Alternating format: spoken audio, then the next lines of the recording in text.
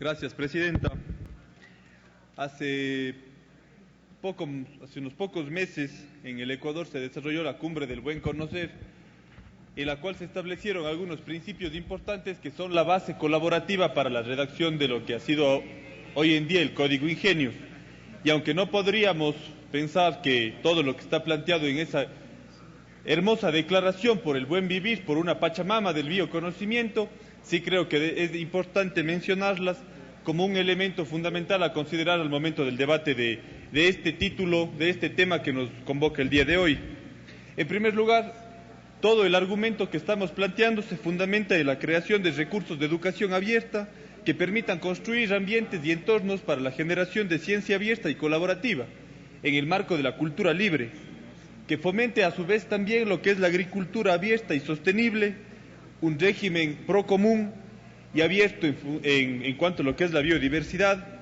y en lo que refiere a construcción de nuevas tecnologías, sí, diseños abiertos de fabricación distribuida,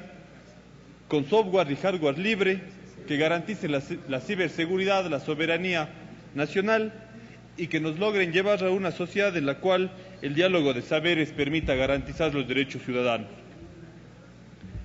Los derechos intelectuales, tal como están concebidos en el Código Ingenius, son la posibilidad de generar una herramienta para garantizar el interés colectivo, garantizando también el interés particular de quien lo genera. A diferencia de los postulados de las leyes de propiedad intelectual pasadas en el país y bajo la política internacional que ha mandado en la materia, el Código Ingenius lo que pretende es garantizar un equilibrio entre lo que es la satisfacción del interés colectivo del que lo produce y el interés general de quienes lo utilizamos. Las finalidades de este tema en particular pretenden justamente desarrollar una actividad creativa que fomente la innovación social y generar mecanismos de transferencia tecnológica que de a poco vayan reduciendo la brecha o esta dependencia tecnológica respecto al conocimiento internacional. Para eso, a diferencia de la legislación pasada, en el Código Ingenius estamos estableciendo una tipología de los bienes de propiedad intelectual, de los bienes que se podrían acoger a lo que es propiedad intelectual, que primero diferencien aquellos bienes que garantizan derechos fundamentales de las sociedades que deben tener un tratamiento distinto, bienes que estén vinculados a sectores estratégicos y que por su, justamente, valga la redundancia, posición estratégica respecto a lo que es el Estado y la satisfacción de necesidades públicas tengan un tratamiento particular. Y finalmente, los conocimientos relacionados a la biodiversidad y al conocimiento tradicional que constitucionalmente, pero más que todo éticamente,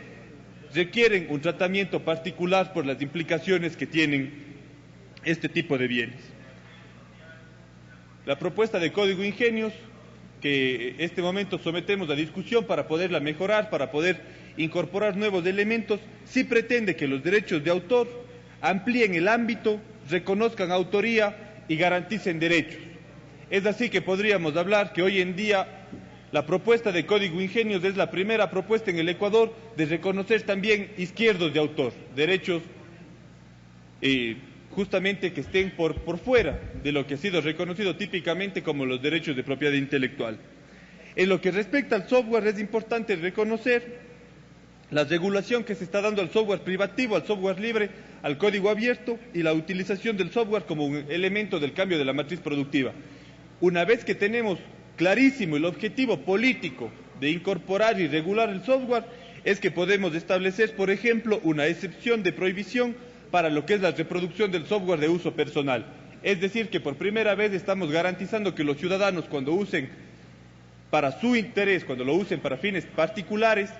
no haya prohibiciones del uso del software cualquiera que sea el que lo produzca. Respecto a lo que es software libre, y uniéndonos sobre todo a una corriente de liberación del conocimiento, se está planteando en el Código Ingenius garantizar, en lo que respecta a software libre, 4 libertades fundamentales. La libertad de ejecutar cualquier tipo de software para cualquier propósito,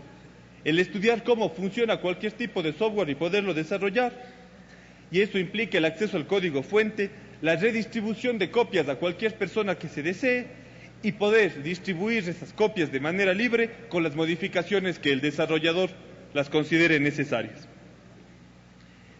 El hecho de hablar de software libre con la contundencia que habla el Código Ingenios no responde únicamente a una novelería y no solamente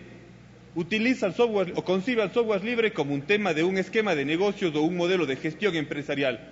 El software libre también tiene una implicación política en la cual pretendemos ir dando pautas necesarias, pequeñitas, pero necesarias para cambiar la dependencia respecto a lo que es los conocimientos y la tecnología.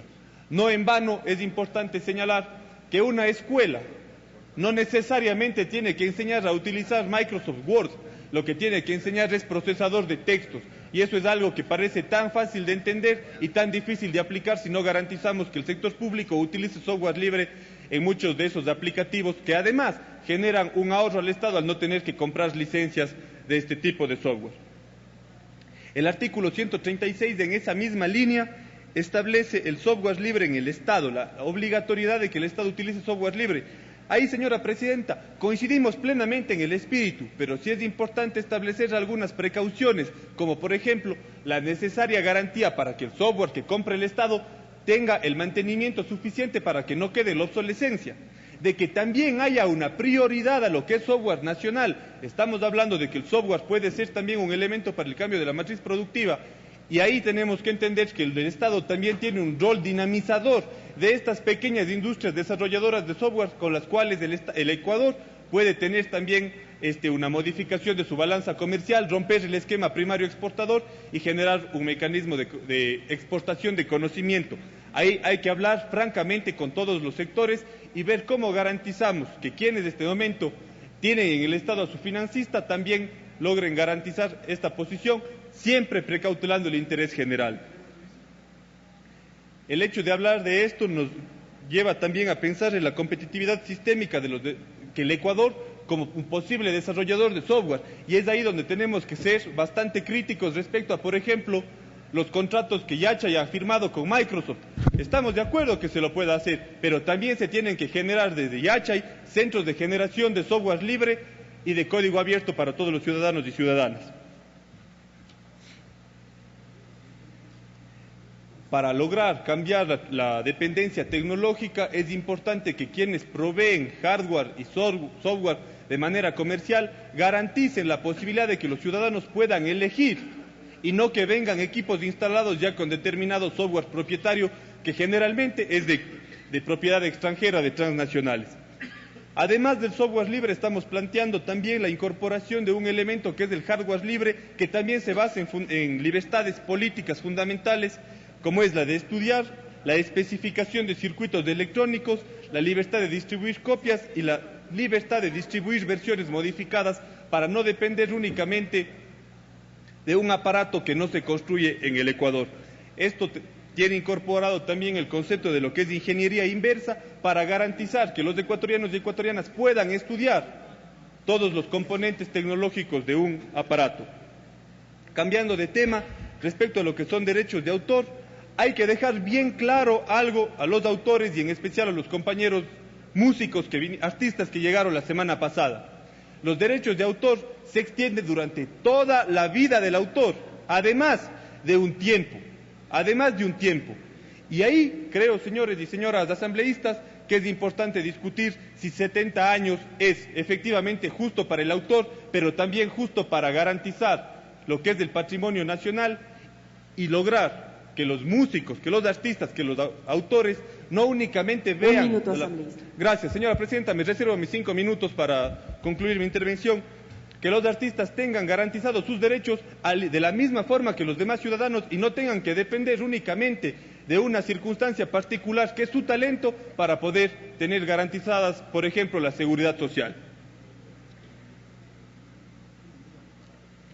Cuando estamos hablando del Código Ingenios, estamos planteándonos también una sociedad de conocimiento abierto, y es por eso que será importante reconocer y pedirle al Pleno de la Asamblea que pueda contribuir a mejorar la redacción en lo que refiere a patentes de propiedad con fines industriales y comerciales, que es lo que nos compete el día de hoy. Y finalmente, señora Presidenta, para culminar mi intervención, esta primera intervención, aunque la Comisión está plenamente de acuerdo en la redacción en lo que refiere a organismos genéticamente modificados, es decir, los transgénicos, sí pedimos que la que el Pleno de la Asamblea, todos los compañeros y compañeras asambleístas puedan apoyar a mejorar la redacción para dejar absolutamente claro y garantizado para el pueblo ecuatoriano la disposición del artículo 401 de la Constitución que declara al Ecuador libre de cultivos y semillas transgénicas. Señora Presidenta, termino con esto. Se ha descubierto posiblemente en la provincia de Los Ríos cultivos transgénicos. Eso es una cuestión que, si bien no atañe al Código Ingenios, es importante denunciar en este espacio y exigir a las autoridades competentes la investigación para que no se vulnere la Constitución y no se ponga en peligro la seguridad y soberanía alimentaria. Muchas gracias.